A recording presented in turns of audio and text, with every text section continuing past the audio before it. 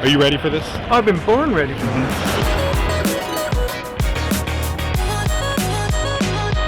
All right, everybody, welcome back to another episode of the JB&A podcast. So I've got a great guest today, one of my fan favorites, Paul Richards from PTZ Optics. Hi, everybody. Happy to be here. Thanks for having me on today, Nick. Always a pleasure. It is good to see you outside of a trade show. You guys have a lot. I mean, education is huge for your market. I think education, house of worship, probably your two biggest verticals. Yeah, and they certainly are. One of the great things about education is when we're talking about universities and classrooms, they do see the benefit of standardization. So when the orders do come in, it might be 100 classrooms, it might be 200 classrooms.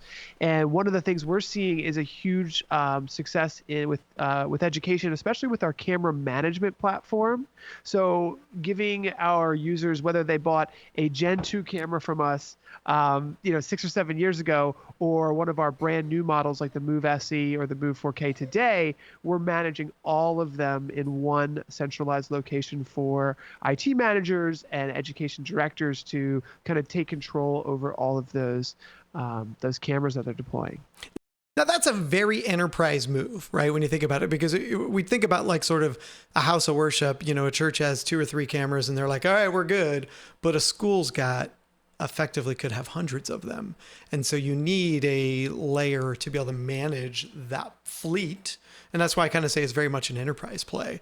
How has that been received so far from the audience? Well, we had obviously a huge growth over the past couple of years. And one of the great things with the camera management platform is it adds auto tracking capabilities to all of the existing Gen 2 cameras that are out there. So for free, many of our customers are super excited about a company that's continually innovating and adding new features to the cameras, which whether they're deciding to get a Gen 2 camera, which there's still a few left, we really are putting those cameras end of life, which we've had for a record number of years, right? 7 years for a PTZ cameras, kind of incredible. But we're moving to the Move SE cameras now, which put everything our Gen 2 cameras had that our customers loved into one camera line, right? The Move SE. So our customers are really excited about this because these have built-in auto tracking and combined SDI, HDMI, USB, which used to be on separate cameras, all into one line. So this is going to be a huge camera in education starting at just $9.99. Now you're saying built-in, meaning do I still need the external application, the CMS, or does it just like a flip it on and it goes? So the great thing with the PTZ Optics Move camera line, SE and 4K, is that we have built-in auto tracking that does not require the software, but we still provide the CMP software for customers who have existing Gen 2 cameras out there, which there are hundreds of thousands of. Nice. So I want to come back to the cameras in a second. Let's talk about some other things that are happening out there, because we definitely want to dive into these newer features. So this is an interesting article, and we threw this one in. Have you heard of this Class In application yet? This is new for me. Tell me about it. Yeah, so this is kind of cool. Jordan stumbled into this one, and this is really sort of a layer of, I want to say, sort of like Panopto and Vimeo and these other, CDN, or not even CDNs, I guess just cloud platforms designed to bring it all together. And their big focus, and I think this is where it's interesting, is remote and hybrid teaching. Because really, you look at Zoom was great for remote, and it was a platform that was really designed for video conferencing, not necessarily for teaching and education. And so these guys sort of are taking those technologies and rolling them into a platform that allows them to teach remote when is necessary. And we're definitely seeing more conversation around schools not having snow days, not having in-service days, not having days where, oh, hey, the weather's kind of ugly, stay home. Well, that doesn't mean we don't have class anymore, right? We can still have school, we can still teach, because we've already set up the model that you can teach remotely. And so this hybrid conversation is where Class In is kind of coming to, how they can help teachers teach remote classes and in classes. And then, and it kind of goes into some of the shortages in teachers right now, where we're seeing schools that are like, hey, we're short teachers. How do we handle, 3 or 4 classrooms at once? If a teacher goes out, well, we can now remotely teach, right? And sort of hybridize these classrooms. So it's an interesting platform. It's kind of new on the space, but I think it's one for all of us to keep an eye on, because it's whenever you're doing remote, you need cameras. I love it. The boom in lecture capture, I feel like is going to provide so much value to education because a lot of these teachers are teaching the same classes year after year. Now, hopefully it's evolving and changing, but a lot of times it's the same subjects, especially in K through 12. So by recording those lectures in a high quality video that's done and made available for the students, if they miss a class, the teacher might say, hey, here's the exact lecture from last year that I recorded, for example. But yeah, lecture capture and distance learning is really incredible field. And these software platforms that you're bringing up, Panopto and others, they really are the glue that provide the students that learning management platform where they can go in and watch that video content, whether it's live or on demand, of course. Yeah, I think there's going to be something in the future here, especially with tools like ChatGPT and these others coming on. It's like from an education standpoint, maybe, a school could offer 10 languages instead of 2, right? Because they've got that tool there or maybe we bring in teachers from elsewhere to teach a class that a school doesn't have somebody staffed for. And yeah, I think lecture capture is going to make that available to so many of these schools. All right, I want to throw a really fun one here because I want to move into some of your cameras. So I don't know if you heard, PTZ Optics won an award this year at NAB for the Move SE. Very excited about this. I've got the Move SE and the Move 4K in front of us. So we are anticipating really strong demand for the Move SE cameras, partially because, as you know, Nick, we had SDI models, USB models, and NDI models. And when you kind of expand that into 12x options, 20x lenses, 30x lenses, gray and white, you've got a lot of SKUs. And so what we've done is we've put all of it into the Move SE. And so you can see here, you've got your SDI, you've got your HDMI, we've got a USB-C here for plug and play connectivity, and then you've got your IP, PoE. So everything that everyone loved about these cameras, the 5-year warranty, plus built-in auto tracking, starting at $999 for the 12X model. So everything that you loved about the G2s with the Sony sensor, better image quality, auto tracking built in at $1,000 price point, while maintaining our 5-year warranty and best and really award-winning support, where we repair these cameras, support them, and support our customers. So with all of that built into one little package here, this is going to be the staple of the PTZ Optics line right here. And I think that's massive. Okay, so there's 2 points I want to hit there that you guys are talking about. One is the multi-functionality, right? The NDI, the SDI, and the USB. And I think people get trapped into an idea that they build for today rather than designing for tomorrow, right? And it's like, okay, well, I really need USB, so I'm going to get this USB camera. But then suddenly they realize, oh, I could use that camera to broadcast with, but it doesn't have SDI on it, right? And it won't plug into my Blackmagic. Or later down the road, they get something that supports NDI, and then suddenly they're adding encoders to the camera. So the concept of giving the customer a camera that can hit multi-function for them as they grow into their production or expand what they're doing, that's massive. And at that price point, that would be point number 2 here. We sort of saw the rise of these really cheap cameras during COVID, right? These companies coming in with super cheap cameras and dropping them in the market. Quality-wise, they weren't quite there, but people were buying them because they were cheap. Now you're saying, here's a high-end Sony-based camera at a really affordable price. That, I think, is pretty massive, and it comes with all these feature sets, so it kind of can't be touched. We're super excited about it. And speaking of education, there's a lot of classrooms that need to be equipped with video communications technology, and the auto tracking feature especially is big in education. Now, we have 2 different types of auto tracking cameras. Basically, they're divided into single lens and dual lens. And I've actually got the dual lens over here. That's our HuddleCam HD Simple Track 2.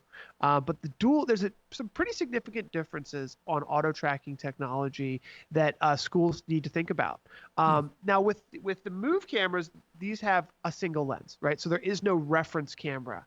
The second reference camera, what that can do with our Simple Track line, which I can grab to give you a visual if you'd like, but it has a reference camera so it can see a wide angle of the entire classroom.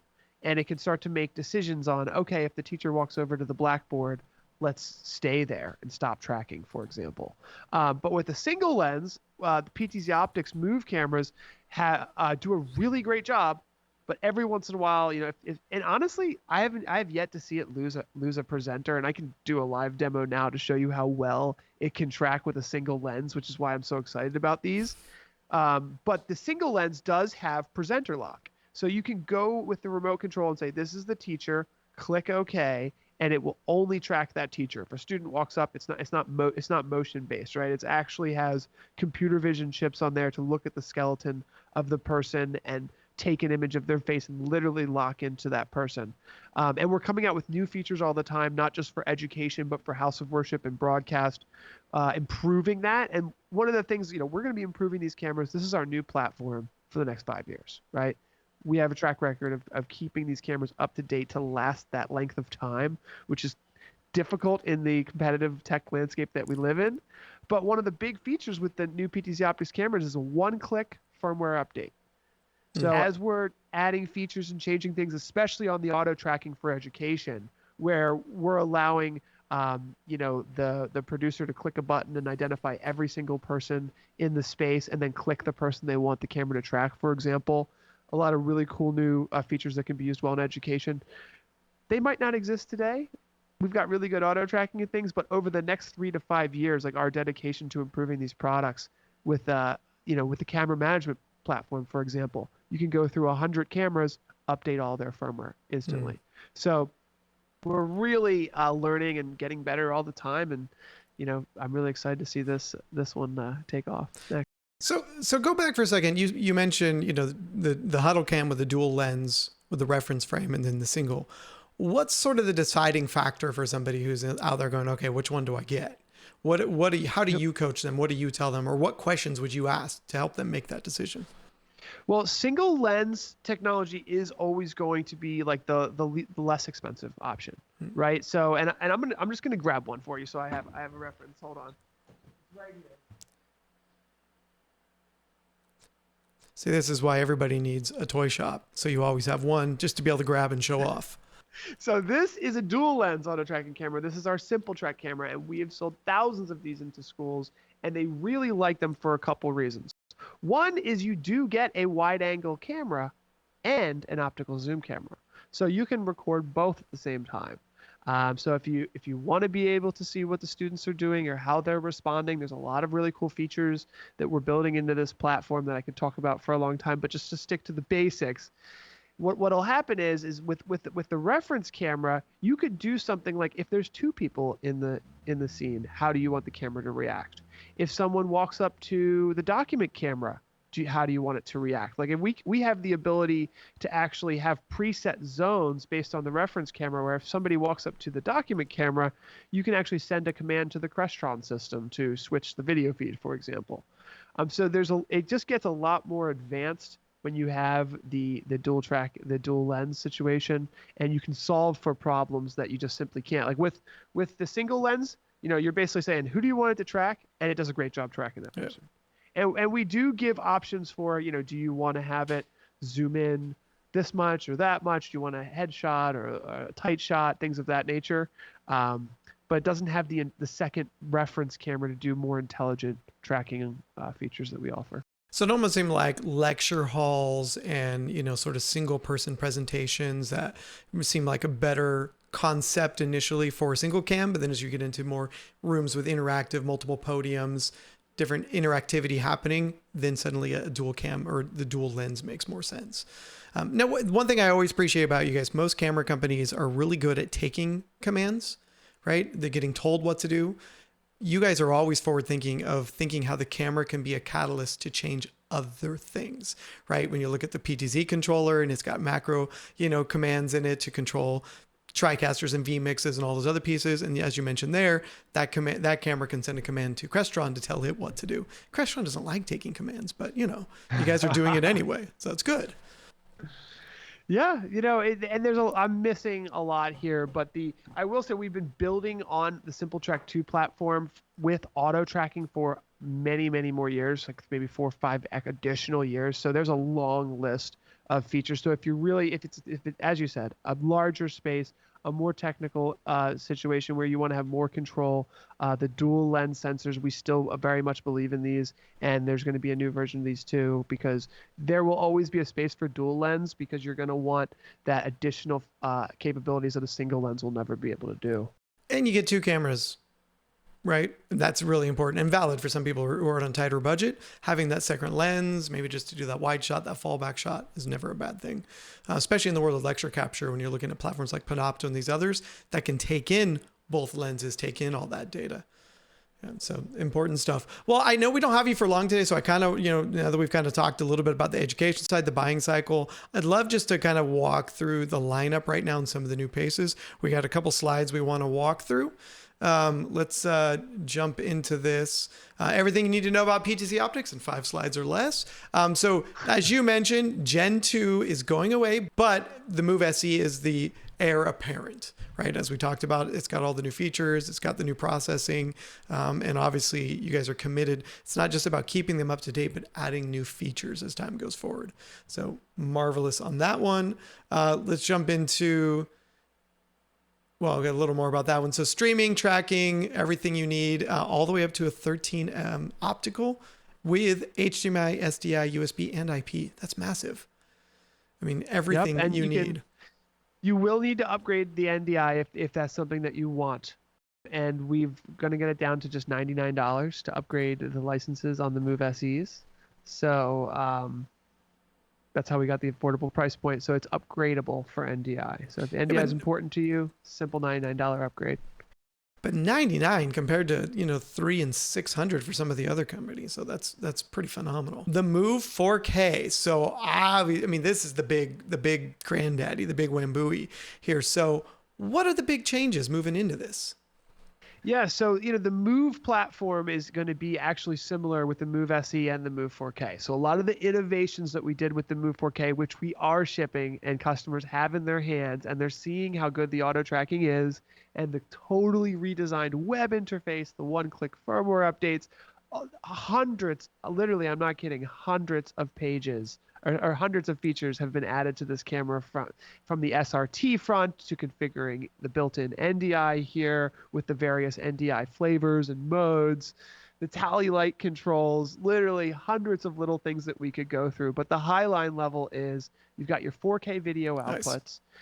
If you're just using it in 1080p, we have a new hybrid zoom option, which will essentially double your zoom. So a 30x camera when it's optical zoom, and in hybrid mode, outputting in 1080 can actually do effectively 60x if you follow. So, and I've tested that. It looks really great in 1080p mode. We've got on the back of this baby, the 30x is an absolute monster. We had to get a new mount for it. Just so everybody knows, there is a new wall mount and ceiling mount for this guy, but it's a 30x 4K lens. So it looks the same, but it just literally is a good 25 to 35% larger. Yeah, no, it's massive compared to the others. But that's an interesting one. The concept of buying a 4K camera to run in 1080. I mean, so many times I talk to customers like, I have to be in 4K, and then you really boil down what they're doing, and they don't. So, but buying a 4K camera sort of future-proofs you, so you can move to it. But as you mentioned there, you get more out of the lens when you put it in 1080p mode, right? So getting that 60x, getting that additional zoom range, that can be pretty awesome, especially for a church or a school with a large auditorium. So worth checking out. There's actually a great photo that Jordan, if you come back to the slide, you can see the size difference there. If you look to the left of my head, how big that one is. I mean, that thing is a monster, but you get a lot of bang. All right, there's one other highlight reel item, and this is one we're pretty excited about, just because I think it's a segment of managing at your desk a better webcam or a better, social media cam. I think there's a lot of functionality here, a lot of opportunity for the Studio Pro. So give us the rundown on it. Yeah, so this is shipping now. Really excited about this camera. It is only $699. It's got HDMI, it's got HDMI USB, and it also has IP. It's got NDI built in. So, you can plug it right into your computer with USB, power it over USB. It also will power a light on the camera. So you've got your light, you've got your camera, and it's got a built-in mic. Now, of course, a lot of the creators, and this is sort of designed for the creator market, right? You got to be a professional video communications type of person or a creator who's going to want this high quality lens, because not only it's got real glass, right? This is a 12x optical zoom lens that you can really configure to look beautiful in your space. It is nothing like a Logitech webcam, right? So this is going to significantly look a lot better. You can zoom it in to really with optical zoom, so you're not losing any quality to get the perfect shot.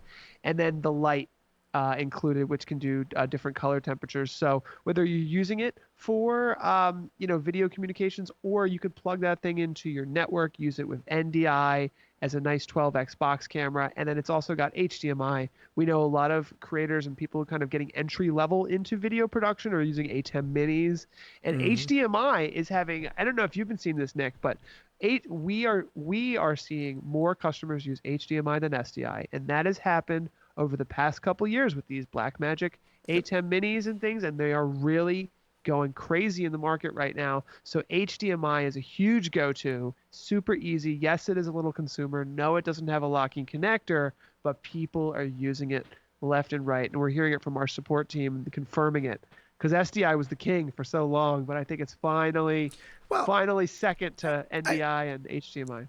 I mean, look at the creator market right now. They are a more consumer-centric market, right? They're coming at it with DSLRs, which are HDMI output. They're driving content off their laptops into the ATEM. So, I mean, when you look at them and the little roll-ins and some of the others out there, they're all HDMI is really that market segment, right? For 1 or 2 input or maybe 3 or 4 input switchers. So it doesn't surprise me that it's sort of having its resurgent.